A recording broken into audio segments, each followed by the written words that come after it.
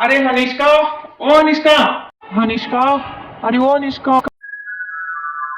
अरे ना तो मेरा वो शर्ट मिल रहा है ना रुमाल मिल रहा है, चीजें कहाँ छुपाती हो तुम?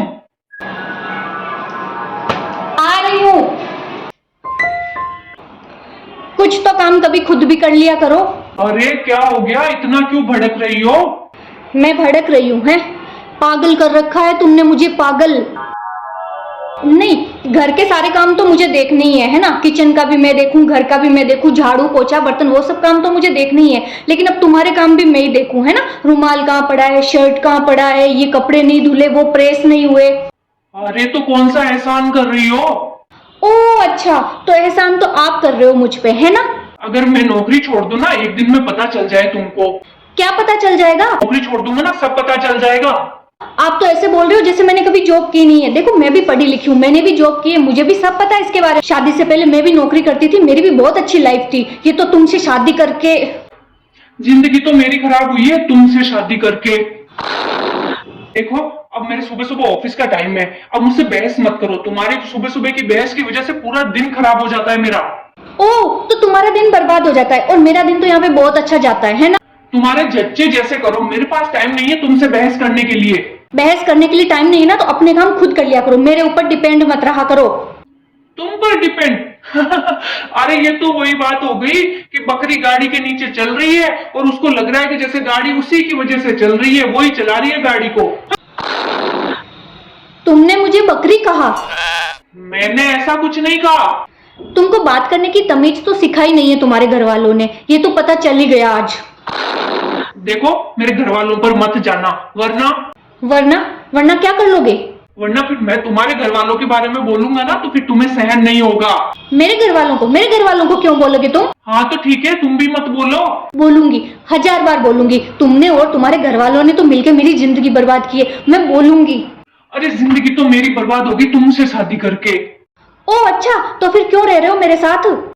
मजबूरी है मेरी, कोई शौक नहीं है मुझे, मजबूरी है मेरी, मजबूरी। ऐसा साथ रहना भी किस काम का जो मजबूरी में साथ रहना पड़े? क्योंकि तरस आता है मुझे तुम पर। मेरे ऊपर तरस खाने की जरूरत नहीं है तुमको, मैं अपनी जिंदगी खुद जी सकती हूँ। तो ठीक है, फिर हो जाने दो तलाक। जितना जल्दी हो जाए उतना अच्छा रहेगा।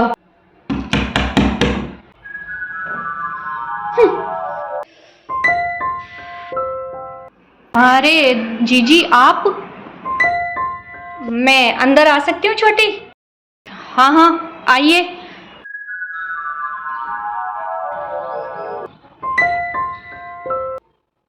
तुम लोगों के कमरे से बहुत तेज तेज आवाजें आ रही थी बाहर, तो एक बार मैंने सोचा पूछ लूं, सब ठीक तो है जमाई साहब? अब क्या बताना है जीजी। छोटी, सब बढ़िया है? नहीं जीजी, कुछ भी ठीक नहीं है।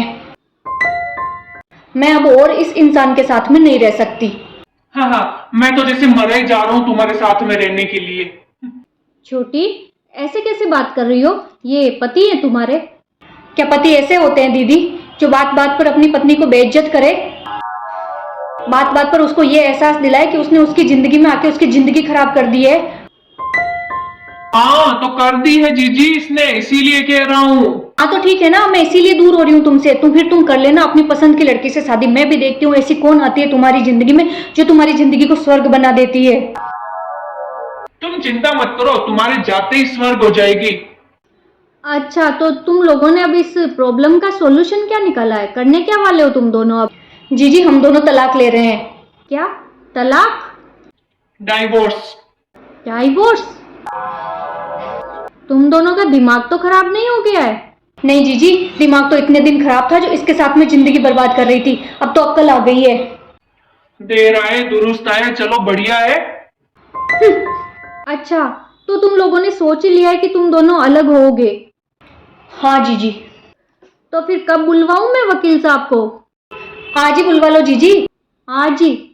अरे आज क्यों जीजी, अभी बुलवा लो, अभी नेक काम में देरी कैसी, अभी बुला लो। अभी? चलो ठीक है भाई, जब तुम लोगों ने फैसला कर ही लिया है कि तुम लोग तलाक और डाइवोर्स लोगे, तो अब कोई दूसरा क्या कर सकता है उसके अंदर? ठीक है, तुम्हारी मर्जी, लेकिन पहले मुझे एक बात बताओ, तुम लोगों ने किया क्या था? क्या किया था मतलब? अरे मेरा मतलब है, तुम लोगों ने निकाह किया था या मैरिज की थी या शादी की थी? शादी, निकाह, मैरिज दीदी सबके मतलब तो एक ही है। अरे छोटी, एक कैसे है भाई? एक नहीं है। देखो, निकाह में निकाह पढ़ा जाता है, मैरिज में एक दूसरे को फूल देके अंगूठी देके उस तरीके से मैरिज की जाती है, और शादी, शादी में 7 फेरे लिए जाते हैं। अब बताओ तुम लोगों ने क्या किया था? शादी की थी जीजी। हाँ, शादी की थी। अच्छा, तो सनातन धर्म में शादी की थी ना, अग्नि के सामने 7 फेरे लेकर के शादी की है ना। तो भाई देखो, छोटी बात यह है कि अगर तुमने निकाह किया होता तो तुम तलाक ले सकती थी, है ना। अगर आप लोगों ने मैरिज की होती तो आप डाइवोर्स ले सकते थे, लेकिन आप लोगों ने तो शादी की है, और शादी का तो उल्टा कुछ बना ही नहीं। मतलब ये है कि शादी को तोड़ने वाला तो कोई शब्द ही नहीं बना, तो फिर तुम लोगे क्या, ये बताओ। लेकिन जीजी, डाइवोर्स, तलाक, ये सब एक ही तो चीज है। अरे नहीं छोटी, कैसे एक हो गए? तुम कैसी बातें कर रही हो? देखो, जैसे निकाह में 2 जिंदगियां एक साथ जुड़ती है और तलाक में अलग हो जाती है, मैरिज में 2 जिंदगियां एक साथ जुड़ती है और डाइवोर्स में अलग हो जाती है, उसी तरीके से शादी में 2 जिंदगियां एक साथ जुड़ती है, लेकिन अलग होने वाला शब्द तो शादी के बाद में कुछ बना ही नहीं है। फिर अलग कैसे हो सकते हैं शादी वाले? कहने का मतलब ये है कि हमारे सनातन धर्म में, हमारी संस्कृति में शादी नाम का जो शब्द है ना, जो 2 आत्माओं को जोड़ता है, उसको तोड़ने के लिए कोई शब्द बना ही नहीं है। और बन भी कैसे सकते हैं? जब हमारी संस्कृति में शादी होती है ना, तो फेरों के बाद में जब दूल्हा और दुल्हन खड़े होते हैं ना, तो वहां पे चाहे छोटे हो, चाहे मोटे हो, चाहे कोई भी हो उम्र में, वो सब उन दोनों को प्रणाम करते हैं। क्यों करते हैं? क्योंकि उस वक्त वो दूल्हा दुल्हन भगवान विष्णु और माता लक्ष्मी का स्वरूप होते हैं। और तुम लोग ही बताओ कि माता लक्ष्मी और भगवान विष्णु क्या कभी अलग हो सकते हैं? नहीं हो सकते ना। इसलिए हमारी संस्कृति में शादी को तोड़ने जैसा कोई शब्द बना ही नहीं। इसीलिए हम लोग कहते हैं कि शादी एक ऐसा पवित्र बंधन है जो 7 जन्मों तक चलता है। लेकिन आज हम लोग अपनी संस्कृति को भूल गए, अपने सनातन धर्म को भूल गए, और दूसरों की संस्कृति में पढ़ के जो 7 जन्म का बंधन था उसको एक ही जन्म में तोड़ने लग गए।